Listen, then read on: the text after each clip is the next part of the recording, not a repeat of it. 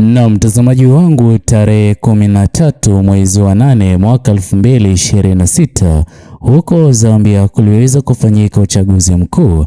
Leo hii ikiwa ni tarehe 15 mwezi wa 8 mwaka 2026, matokeo yanaendelea kutangazwa, ila kile ambacho kinazidi kuzungumziwa katika mitandao ya kijamii ni habari mbaya baada ya Jamhuri ya Tanzania ama uongozi wa serikali ya CCM kutangazwa ama kutajwa kuvuruga uchaguzi wa huko Zambia. Ila kabla niweze kukufahamisha zaidi, mtazamaji wangu, itakuwa ni jambo jema iwapo utaweza kuchukua sekunde yako moja kubonyeza maneno yaliyoandikwa subscribe chini ya video hii. Muhimu kabisa uweze kulike na kushare video zetu. Naam, mtazamaji wangu, ningependa tuweze kurudi nyuma kidogo kabla ya tukio hili ambalo limeweza kutokea leo hii huko Zambia. Kwani mtazamaji wangu, mwaka 2025 uchaguzi mkuu ulipoweza kufanyika katika Jamhuri ya Tanzania, sote tunafahamu kwamba licha ya uongozi ulioko madarakani kuweka hadharani kwamba uliweza kupigiwa kura na kupata ushindi kwa 98%, ukweli na uhalisia, hakuna kura za aina hiyo ambazo ziliweza kupigwa, jambo ambalo hivi sasa linazidi kushuhudiwa katika taifa la Zambia.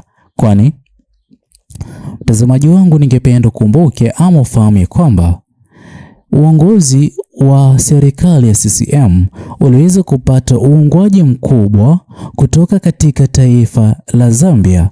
Maswali mengi yaliweza kuibuka, ni kwa nini taifa la Zambia ndiyo taifa pekee ambalo limeweza kukubaliana na yale yote ambayo yalikuwa yakifanywa na serikali ya CCM. Mtazamaji wangu, leo hii jibu limeweza kupatikana, kwani imebainika ya kwamba yale yote ambayo yale yote ambayo Zambia yamekuwa yakishuhudiwa ni sawia na yale yaliyokuwa yakitokea katika serikali ya CCM. Hii inabaini kwamba aina ya uongozi ambao Zambia umekuwa ukishuhudiwa ni sawia na ule wa Jamhuri ya Tanzania. Sote tunafahamu kwamba kuna baadhi ya mataifa ambayo hayakuwa tayari kusimama na uongozi wa serikali ya Tanzania, serikali ya CCM, ila serikali ya Zambia iliweza kusimama na serikali ya CCM. Leo hii mtazamaji wangu, baada ya uchaguzi kufanyika tarehe 13 mwezi huu wa 8 mwaka 2026 huko Zambia, kwa mara nyingine serikali hii ya CCM inazidi kurejesha wema ulioweza kufanywa na Zambia katika kipindi cha wakati mgumu. Hivyo basi serikali hii mtazamaji wangu inazidi kukosolewa kwa hatua ambayo imeweza kuifanya ama kuichukua hivi sasa, ila chama pinzani huko Zambia ambacho kimekuwa kikipinzana na serikali iliyokuwa madarakani imeweza kuweka hadharani kwamba yale yanayozidi kushuhudiwa mambo ambayo siyo ya kuridhisha. Mbona serikali ya CCM inazidi kuhusishwa? Mtazamaji wangu, ni jambo la kuvunja moyo, kwani sote tunafahamu kwamba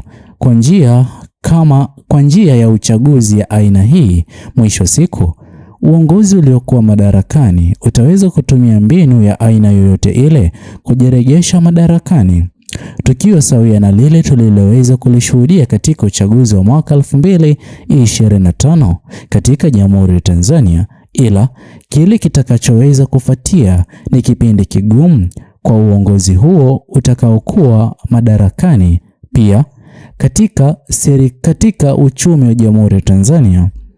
Mtazamaji wangu, hivi sasa sote tunafahamu kwamba serikali ya CCM inazidi kupitia kipindi kigumu. Kwanza kabisa, kwa jinsi ambavyo itakuwa ikirejesha imani ya wananchi wa Jamhuri ya Tanzania kwa chama cha CCM. Pia sote tunafahamu kwamba viongozi hawa wa chama cha CCM wanajutia kutomwambia uhalisia ama ukweli Rais Mama Samia Suluhu Hassan, hivi sasa wao wakilaumiwa kwa jinsi ambavyo waliweza kupotosha uongozi huo wote.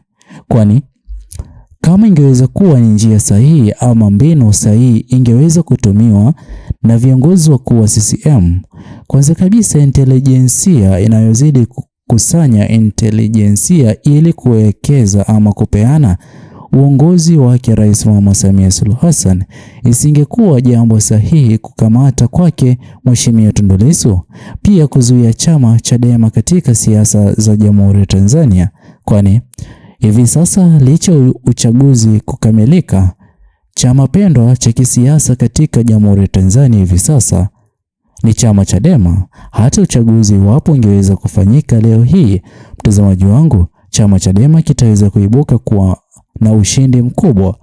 Yote yameweza kuchangiwa na yale ambayo viongozi wakuu wa serikali ya CCM waliweza kuweka mazingira ya aina hiyo, kusababisha wananchi wa Jamhuri ya Tanzania kukosa imani kabisa na viongozi walioko madarakani. Pia kwa njia moja ama nyingine, sote tunafahamu tatizo sugu ama donda sugu ambalo limekuwa likisumbua ni swala la utumiaji wa nguvu kupita kiasi kwa wale wanaozidi kupinga na kukosoa serikali iliyoko madarakani. Jambo sawia na hilo hivi sasa linazidi kushuhudiwa huko Zambia, kwani tumeweza kuona jinsi gani ambavyo kumekuwa kukirushwa vitoa machozi.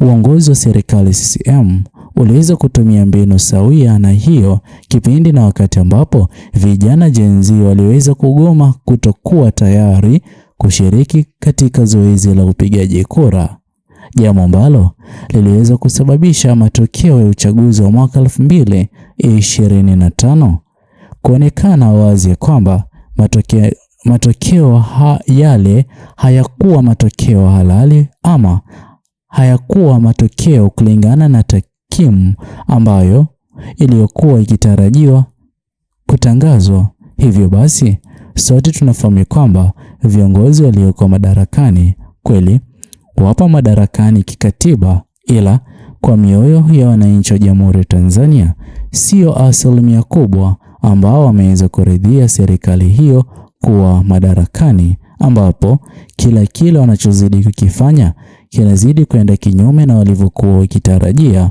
ambapo serikali ya Jamhuri ya Tanzania iliyoko madarakani hivi sasa inazidi kuandikisha historia mbaya ya uongozi, tofauti na jinsi ambavyo wengi walikuwa wakitarajia serikali iliyokuwa iweze kuchukua usukani kutokana na manifesto yaliyokuwa yameweza kuzungumziwa, manifesto yaliyokuwa yameonekana kulenga matatizo yaliyokuwa katika Jamhuri ya Tanzania na yangeweza kumalizika iwapo serikali hiyo ingeweza kuingia madarakani. Na ndipo ambapo hivi sasa tukishuhudia kila mwananchi wa Jamhuri ya Tanzania akipigania swala la katiba mpya.